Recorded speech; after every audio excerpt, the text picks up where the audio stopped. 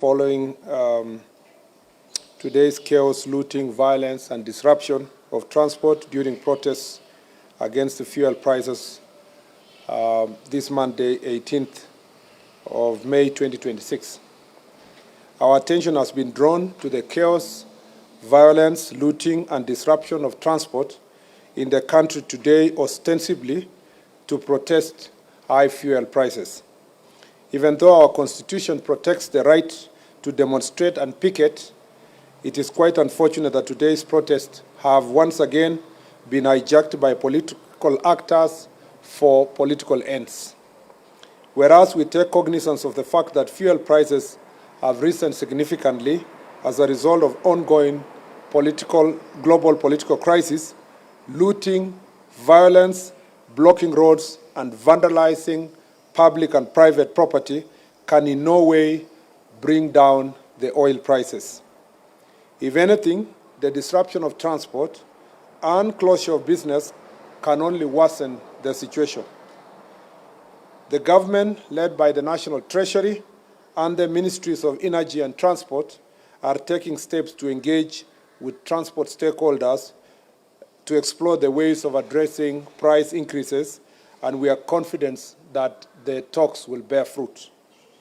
We are, however, concerned that although most parts of Kenya were peaceful, criminal elements in some parts have been mobilized and deployed by rogue politicians to target government projects, property, personal property, pro-government, and also property of pro-government leaders.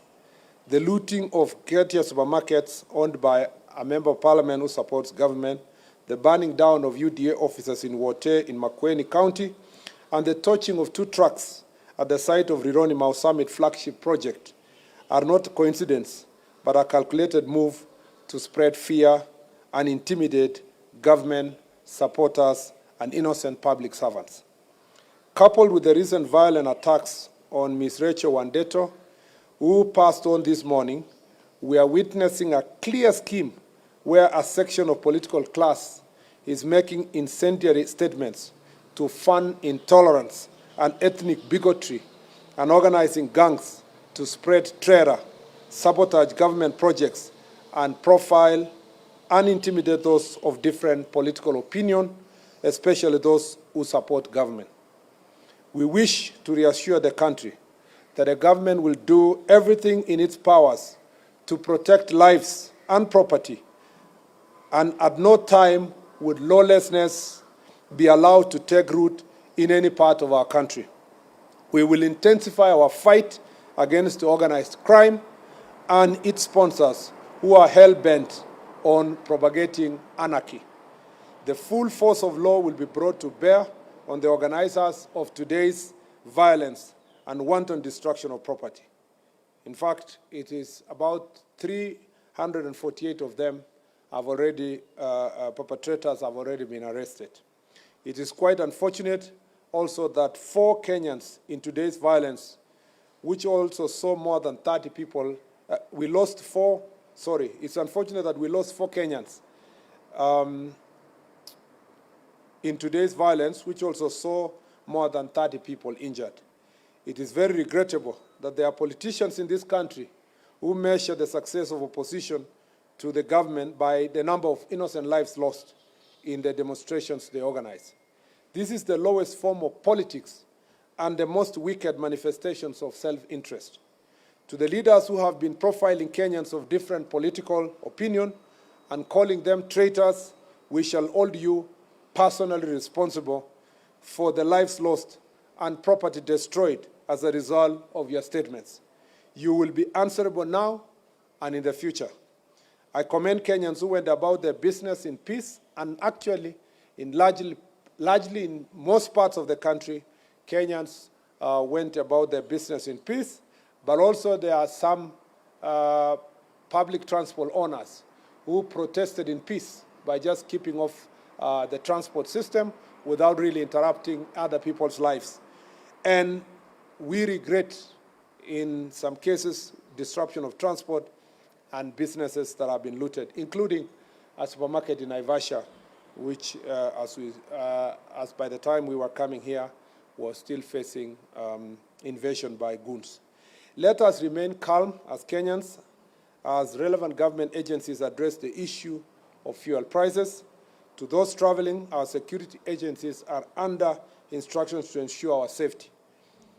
All the roads that were blocked have now been cleared. Part of Kirinyaga, there was an attempt in Rongai and in Kitengela, and a particular attempt in Kakamega to invade. I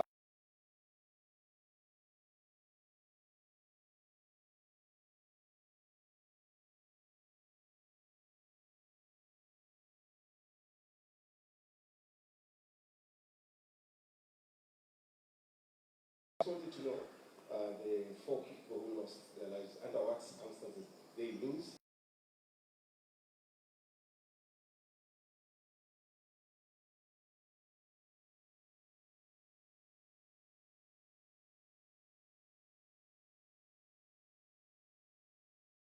As for those who lost their lives, investigations are ongoing. It will establish exactly